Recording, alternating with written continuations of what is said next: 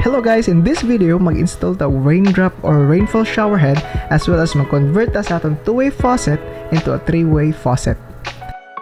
Mao din ni atong parcel nga na-receive, so ato sa i-unbox featuring sa akong i-ring nga curious kayo. Pero mini siya na ako every time mag-unbox ko parcels.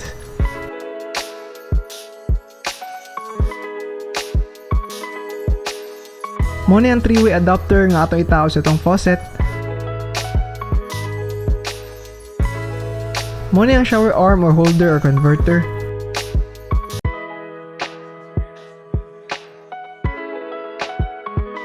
Bumaupod niya ang shower arm, nagikit-kit sa akong i-ring ug ang 2 meter nga hose. First, let's remove the hose sa atong faucet para i-attach nato ang three-way adapter. Kini nga part medyo tricky kay dili ko sure sa akong gibuhat pero natsabahan naman pud.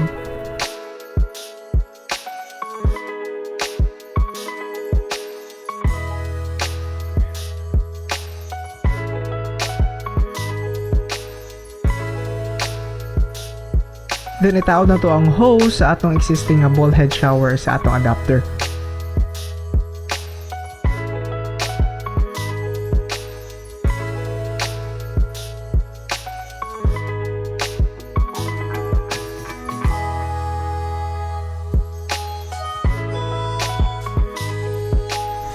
Next is atong isukod atong shower arm pipe sa saktong height, then markahan na to.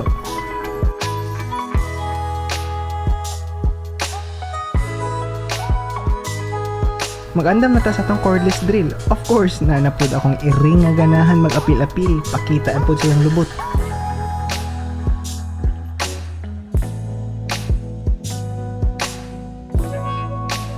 Next is mag-drill ta og hole sa atong wall para sa atong tocks and screw.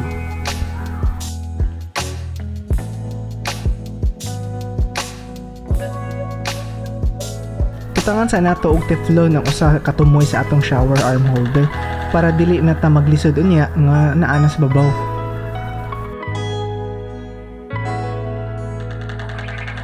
Then i-fix nato ang shower arm holder or converter sa wall.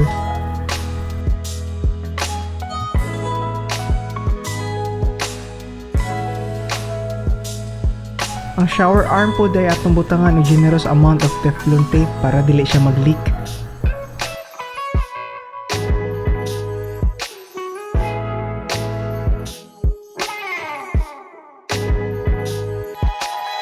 So, itaod na nato sa holder ang shower arm pipe next sa iyang hose, then atong testingan if na ay may leak.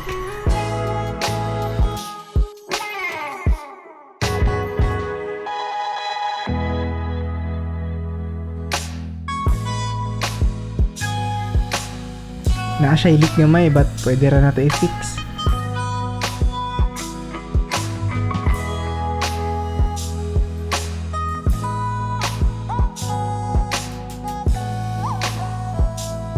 Next is ato i-prepare ang rainfall shower head at tumutangan og teflon, then ato itaod sa atong shower arm pipe.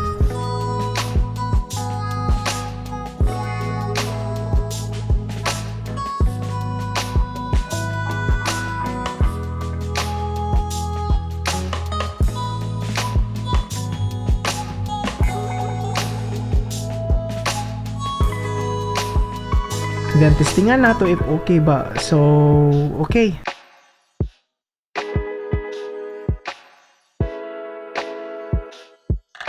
Next is atong testingan ang ball head shower if okay ba.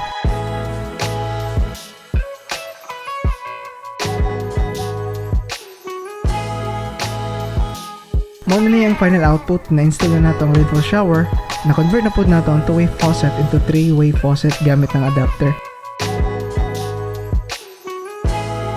Lamig kaligo ni ba?